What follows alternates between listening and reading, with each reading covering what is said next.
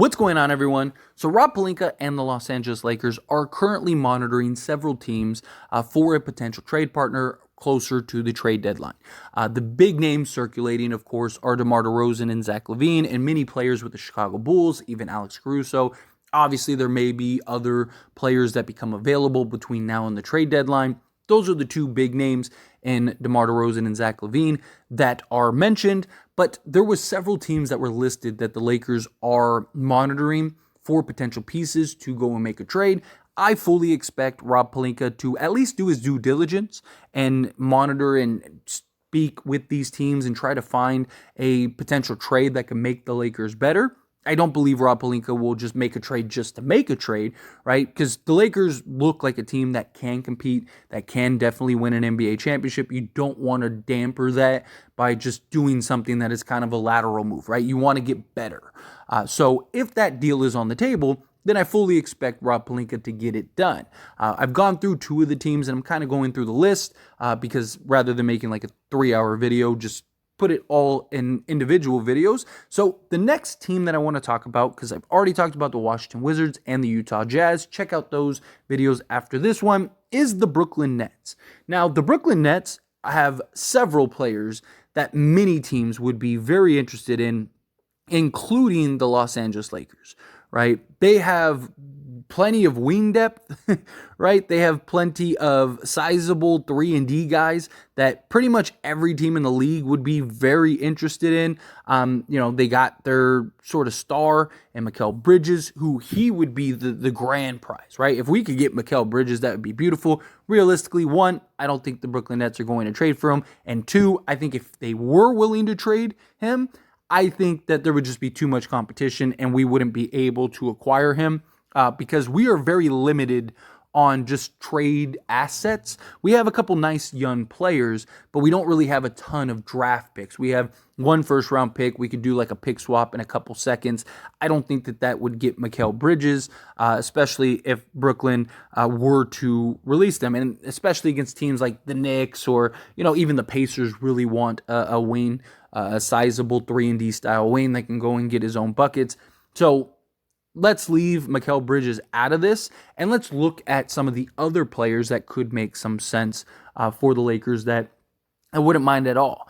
Now, I think that Spencer Dinwiddie wouldn't be a terrible option. He would be, I don't really necessarily think he's an upgrade over D'Lo other than the defensive side of things, right? But if you're trading to get, I wouldn't want to just trade for Spencer Dinwiddie, right? But if you traded for, say, Spencer Dinwiddie and other pieces, whether it's from the Brooklyn Nets or it's elsewhere, then I wouldn't mind it. Because my big concern with trading D'Angelo Russell is who's going to be that other playmaker? Who's going to be that other guy that is a backup for the Lakers or even the starting point guard for the Lakers? Where I think Spencer Dinwiddie still gives you good size. He's a much better defensive guy.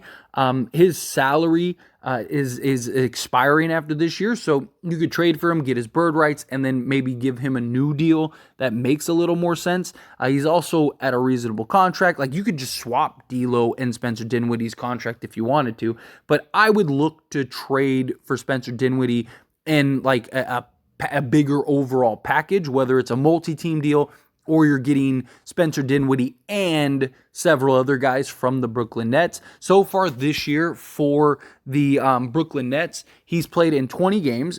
He's averaging 31 minutes per game. He's shooting 40% from the field, 33.8% from three-point range, which isn't great. He's averaging just under 15 points per game. So I'd have my concerns about him shooting the basketball. He is a guy that can go and give you 20 on any given night, but I do have concerns about his efficiency. To me, it would just be another added piece. I wouldn't want to just go and trade for Spencer Dinwiddie, right? I don't think Spencer Dinwiddie alone would be the answer. I think to me that's kind of a lateral movement for D'Angelo Russell. I think D'Angelo Russell just gives you better playmaking. He's more efficient scoring, better three-point shooter. He's been really good off the ball for the Lakers. Him and that AD pick and roll has been phenomenal. But if you do trade him, you're going to need somebody to kind of step into that role. Now, you would have Austin Reeves, so he could do that. But still, like, if you had to get like another guy, I think you could do worse than Spencer Dinwiddie as far as a guy that could just kind of fit in and play a role that the Lakers need. To me, if you're going with like a Brooklyn Nets trade, to me, it's more of like you're leaning in more defensively and you're just trying to be far and away the best defensive team in the league, but still get guys that can provide offense. Now, obviously, the big prize would be some of the bigger wings. Like, could you get a Cameron Johnson? That would be ridiculous if you could do something like that.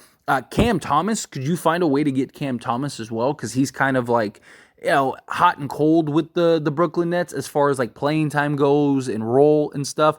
Obviously, I'd love to get like a Nick Claxton, but I think that he's still young enough to where they'd probably keep him. Dorian Finney Smith is another guy that I would love to grab, him or Royce O'Neal. Again, they have several sizable 3-and-D style wings that I think could really help the Lakers. But to me, Dorian Finney Smith, he would be the real prize, in my opinion. You're talking about a guy who's a veteran guy, but he's still young enough to where you could have him for several years. Again, is going to need a new contract soon, but I don't see him being some ridiculous high price tag. No, he's good size, 6'7", 6'8", but also a guy that is a legitimate 3-and-D style player. And through 20 games, he's averaging 31 minutes a game.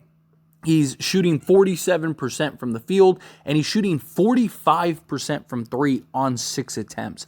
That would be hugely welcomed for the Lakers, and he's averaging 5 rebounds, so he would help in the rebounding department. He would help a little bit in the assist department and giving you 11 points per game. So, I mean, if he could just give us that level of production coming to the Lakers, he could be a guy that could start at either a shooting guard position, start at your small forward position. In my opinion, he would be an upgrade over, at least offensively, to Jared Vanderbilt and Cam Reddish, but also just give you another one of those sizable wings. Cam Johnson obviously would be a great prize as well, but I think Dorian Finney-Smith is more realistic to acquire than a Cam Johnson. So, like, if I were to try to make a trade with the Brooklyn Nets and I'm the Lakers, I would be trying to get something like a Dorian Finney-Smith and a Spencer Dinwiddie, right? Can you work something out where you get that? Again, I would still like another move, but I wouldn't hate if you got these two guys because, again, you're getting another scorer and just sizable guard, point of attack guard defensively, which the Lakers could use outside of Gabe Vincent. Maybe you're even adding Gabe Vincent into the deal, right, to where now you kind of basically got your Spencer Dinwiddie to be your Gabe Vincent replacement rather than your D'Lo replacement, and then maybe Reeves can kind of step into that role more, or maybe you lean into LeBron as the point guard more, right? Like, and you just go sizable wings. Like, I wouldn't hate, like,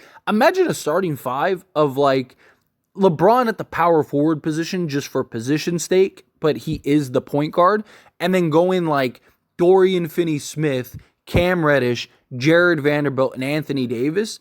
Like, good luck. Or you could even go with like Taurean Prince. So go with like Taurean Prince, Dorian Finney-Smith, Cam Reddish, LeBron James, and Anthony Davis. You got good size. You got good length. You can switch 1 through 5. You'd have Taurean Prince and Dorian Finney-Smith, who could both knock down the 3 ball and just spread the floor for you. You also, hopefully, Cam Reddish can continue to provide just scoring the basketball and shooting the 3, at least respectfully.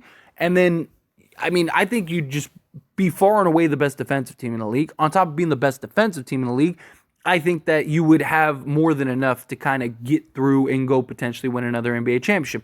It's not the sexiest trade, if I'm being honest, right? It's not like I still would want, like, if we went and got these guys, I would still want to go get like a DeMar DeRozan or something like that to just go get you that consistent score. But I wouldn't hate just going and getting Dorian Finney-Smith, right? Like, if we could find a way to go and trade for Dorian Finney-Smith, like, to me, that would be perfect. Because I just think he would help in a facet of ways, right? He has a player option next year, and then he's a free agent the following year, but he's only making $15 million. So, like, you could do something where, maybe you're trading Gabe Vincent, and because maybe they're worried about losing a Spencer Dinwiddie, right?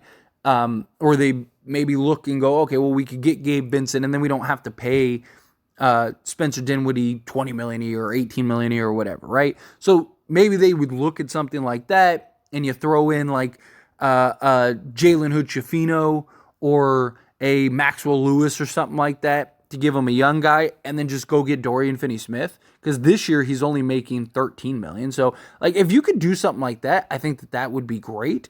That would be fantastic if you could get him. Imagine if you could get like a Dorian Finney Smith and a DeMar DeRozan. Like then at that point you could have your starting five be DeMar, Dorian Finney Smith, who in my opinion would be an upgrade over Taurean Prince, Cam Reddish, LeBron James, and Anthony Davis. So you're still the best defensive team in the league. You have a legit three-point threat who's shooting 45%. You have DeMar DeRozan, who can go give you anywhere from 20 to 50 on any given night. LeBron James and Anthony Davis. I think that would just be such a nice, balanced starting five. Again, tons of switchability.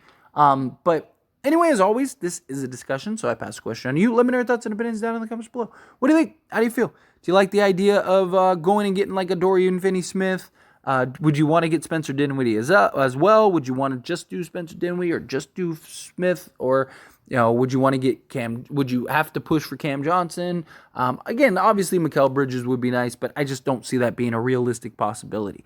To me, Brooklyn, I see Brooklyn as, oh, we got this and we got a player from Brooklyn.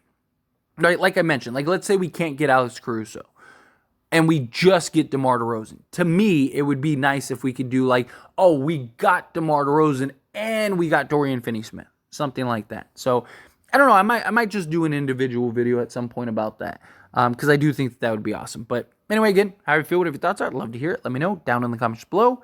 That being said, if you haven't liked this video, hit that like button. Helps me out a lot. Lets me know you enjoy these types of videos, and I truly appreciate it. If you're not subscribed to the channel, hit that subscribe button. Turn on the bell notifications. Appreciate you all. See you in the next one. Thank you.